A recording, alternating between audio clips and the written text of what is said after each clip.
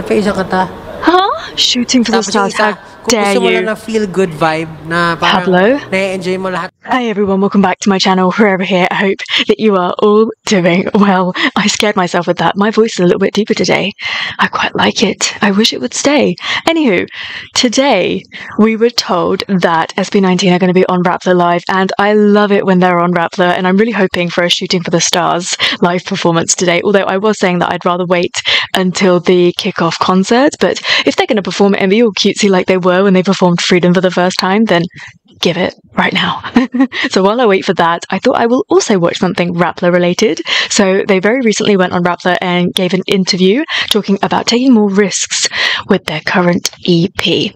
If you were to have a look at the description below, you will see a link to the original upload. Thank you so much to Soleil for uploading and for subbing. I love you, and please can we watch this together? Bagong EP. Yes. Looking so cute and so fresh. Yes. Look how cute Pablo My looks. first question. Whoa, Sa EP na JC's hair is kayo ng pink. samplers Ish. a few weeks ago I hope he goes proper before the pink. Holy Week. And nakita namin yung song credits. Marami kayong nakatrabaho na artists, na producers. What made you choose to work with these artists, and paano yung naging process nyo working with them? To be honest, I feel like hindi natin Oh, does pili Pablo yung have a producer, cold? but the songs. Kasi Because they go with the story pinaka-importante din sa that you want to SB19 tell. is kung paano namin ikukwento yung storya namin through our songs. We know so, that. siguro yung music talaga yung nag-speak sa amin. Meron mga kanta na narinig, nung narinig namin siya, outright, eto yung papasok natin sa album kasi it tells something about our story. So, gano'n namin siya pinili. Pero definitely, yung mga nakatrabaho namin dito sa album na to, sobrang gagaling na producers. They've worked with Josh in his album. Yung iba, talagang renowned artist producers din. So, grateful kami kasi napakadali nila katrabaho. Hi, example, si Josh, can you share stories about how you worked with your collaborators? Well, paano ba? Kasi iba-iba naman per artist, per case. So for me, sinend nila yung parang demo. Nagustuhan namin yung feel. Isa to sa mga unang napili namin na songs for our EP. Then, ayun, sinimulan ko nang gawin yung lyrics, sinimulan ko nang makipag-collaborate with them, tinanong ko kung ano yung mga, parang batuhan lang kami. Ito yung mga aayusin ko, so consent with the main producer, syempre. Then afterwards, it was very smooth. Syempre, to be honest, mas naging mahirap sa akin itong, siguro yung part na I'm trying to speak for the entire group or trying to write for the entire group rather than just myself. Kasi syempre, iniisip ko talaga kung ano yung gusto rin nilang sabihin, kung ano yung ano yung gustong part na parang para sa part na to, ano kaya yung bagay for this voice, yung mga ganon. So, iniisip ko siya. And, ayun, parang na-realize ko na,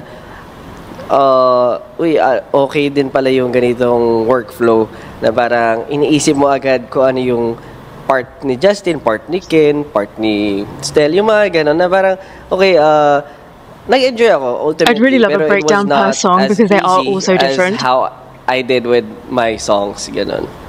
Last, si Ken, how So about cool. you? Can you talk about the process that you had? Usually kasi, pag nasa Let's studio ako, kasama yung friend ko na producer din, usually nagtitrip-trip lang kami ng gumawa ng beat. And, ayun, nagawa na siya. As simple as that. Yeah, basta.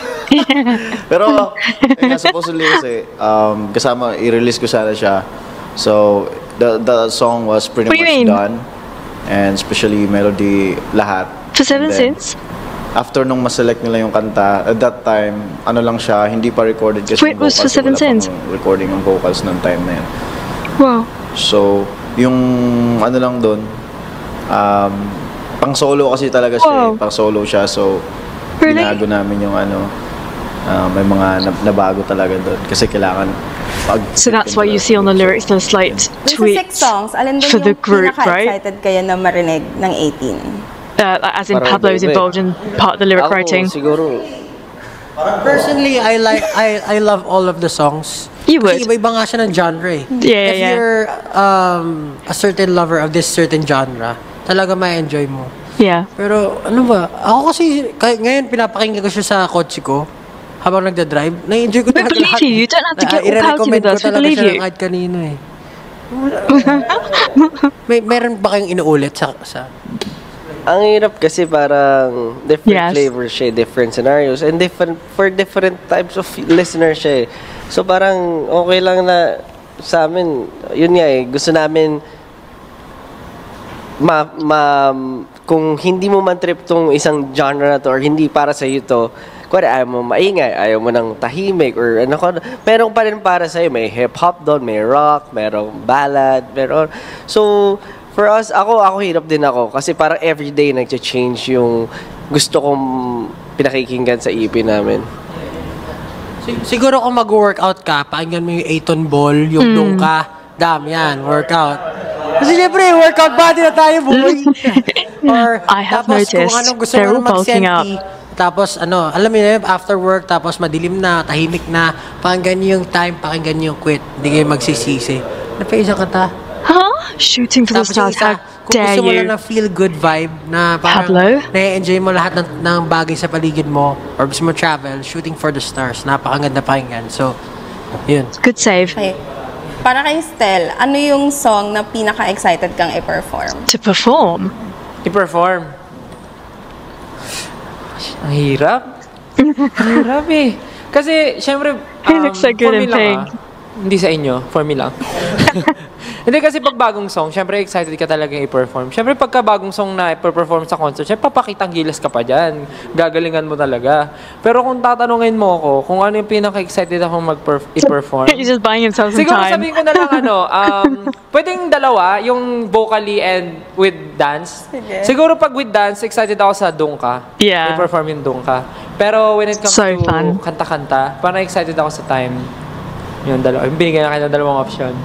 Okay. Yun lang. Speaking of time, one of the things that we've noticed it's like you guys are opening yourselves up to be vulnerable to your audience, not just to your audience, but to the world because you're artists and your songs reflect yourselves. So nag-start kayo sa Ilaw and then nag-share kayo ng mga bagay-bagay sa docu and then now we have Time and we have Quit.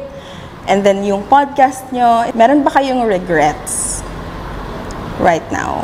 Regrets. Yung regrets naman kasi feeling ko nakadepende yan sa kung ano yung ginawa mo or sa kung ano yung naging result ng ginawa mo. Kasi for me, wala akong I really love that he said that and he didn't say you'd have regrets based on what you didn't do. Like, they are just out there to do everything, make sure. I'm literally like quoting lyrics from their song now, aren't I? sa ngayon ngayong oras mismo na tinanong mo siya, wala akong maisip na somehow biggest regrets na nagawa ko.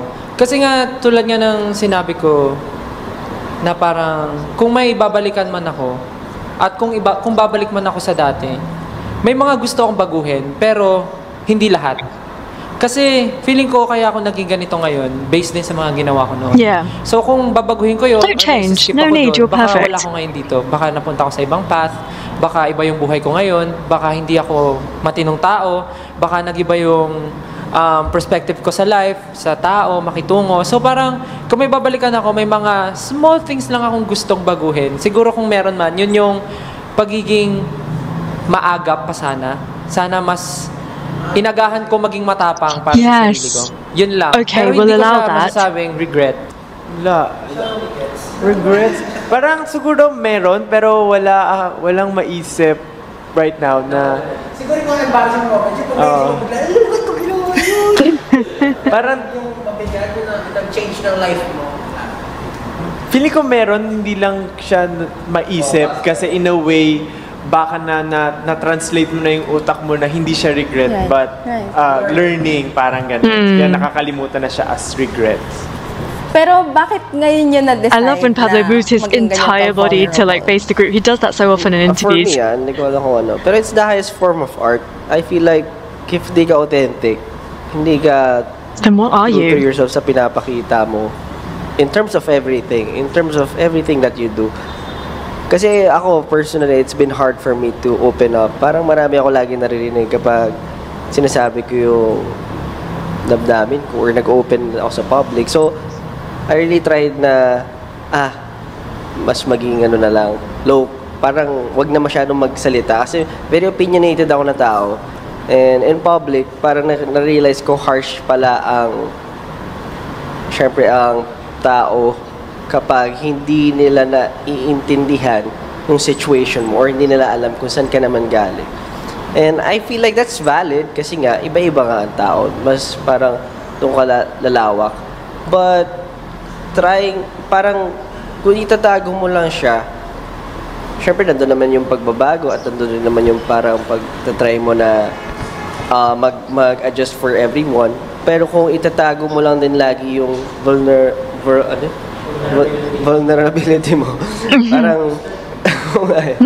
parang ano ka, hindi na siya, hindi na ikaw yun, or hindi na, if it's not your story, I feel like hindi lang genuine, and Yeah. hindi makaka-relate or hindi natural. And don't we know that comes way above everything else for Sa them? mga ganong klase. Mararamdaman kasi ng tao if it's really authentic or not. So, Exactly. I guess, Time will tell. ayun nga, yung mga masasabi natin, yung mga successful artists or sa mga ginagawa nila, they try to take something na pinagdaanan nila sa buhay nila, then they try to solve a problem or they try to tell a story based sa mga napagdaanan nila. Na-realize ko, Suddenly got quite deep. maayos lahat ng bagay sa paligid ko, mas nakakapag-function ako. So parang na-relate ko lang na life is bigger than any of my thoughts. So parang, and doon So true. na-realize ko rin na parang, ayun, yun nga. So, itong gift na meron ako, technically hindi siya para sa akin. Itong gift na meron ako, para siya sa ibang tao. So parang, yung puno or yung damn tree, kumbaga pag nagbunga kami, yung mga fruit na nakuha na napaproduce namin, hindi siya technically for us, but for others. But at the same time, parang you're able to strive or you're able to live the life because everyone around you is parang maayos, parang ganon. So, ayun lang, na-enjoy ko yung ngayon. Kaya, as much as possible, sinasabi ko yung thoughts ko through our music, sinasabi ko yung mga gusto kong sabihin, ginagawa ko yung gusto kong gawin. Kasi, that's life. You've always said that Simula Love that. at Wakas is not just an end, but also a beginning. What kind of beginning are you talking about? Yes, For us, please it's always tell. the beginning. Kasi, yun nga yung maganda sa cycle namin, or dito, in life in general, di ba? Parang, ano lang every time na may ma-achieve kami milestone, parang iisipin namin, grabe, ito yung ginawa natin for this amount of time. Pero laging naiisip namin, may another, siguro, section na ma-unlock kami na, ay, gusto pa natin na makapag-inspire, That's matuloy pa gaming natin. So, thinking, you we see. always still feel na ito pa lang siya, konti pa lang siya, hindi pa ito yung end goal namin, or na-unlock pa kami ng mga panibagong goals and gusto naming marating. Siguro ultimately kasi, yun nga pag may ginagawa ka tulad na sabi ni Pablo na hindi lang siya for us, hindi na namin siya tinitignan as just SB19, but it's for us na paano namin mas magagamit itong meron kami ngayon platform para may baguhin Absolutely. or may share for the other, siguro sa industry, for the other people, sa mga fans na nag-strive, sa mga taong may mga pinagdadaanan. Siguro gusto lang namin maka-inspire lagi, and gusto namin na with what we have, yung music na nabibigay namin para mas gumaan yung araw-araw nila. And I think yun yung main goal ng grupo namin. I love that they have been so consistent in this message that right from the very beginning, even when they were absolutely nobodies and they didn't know what the next 6 to 7 years was going to hold, that they have always been so consistent to say this, that it's not just for them. They wanted to make changes to the entire industry that in the end would benefit everybody. They could see the bigger picture, and you just have to appreciate that. That's being authentic, isn't it? Kasi every release namin, lagi namin sinasabi, it's something new. And it's still something new. Siguro one is yun nga, or mas nagtitake kami ng risk this time than ever before. Gaya ng mga decisions I just love the way Pablo is sat staring at them all. The Dam Tree, deciding to have a 2-day concert, and trying out different genres and more. Pero ayun eh, parang we're also starting to prepare for the future. What do you we cannot tell mean? yet, pero ayun nga. Siguro not just for SB19 but also for us as individuals, for our company Onesie. Marami kaming sinisimulan, and nandun kami ngayon Like sa era, what? yung feeling namin na ang dami namin ginagawa. They're obviously Dami developing namin their girl sinisimulan. group, yes. Yan, But syempre there's po, something maraming else. salamat for listening to our latest EP, Simula at Wakas. Pero please don't forget na pumunta sa aming kick-off concert sa Philippine Arena po yan, with 2 days of concerts. So, dyan po ay sa May 31 at June 1. And sa mga wala pa pong tickets, you can still buy for day 2. Yeah, just check out our social media accounts, SB19 Official or I Official thought SB19. it was completely Sana po sold makapunta out. kayo I am dahil so confused. Super boogs yung concert namin. Boogs. Don't tell me this is another one of those days where they just sit down and do a whole load of interviews back to back. I really love hearing from them, and even in their interviews this time round, I'm sensing like an ease, a different kind of like quiet confidence. Maybe with Pagtatag, they still had something to prove, or like they for sure had to just let everyone know that they were there and that they either were or were going to in the very near future become household names.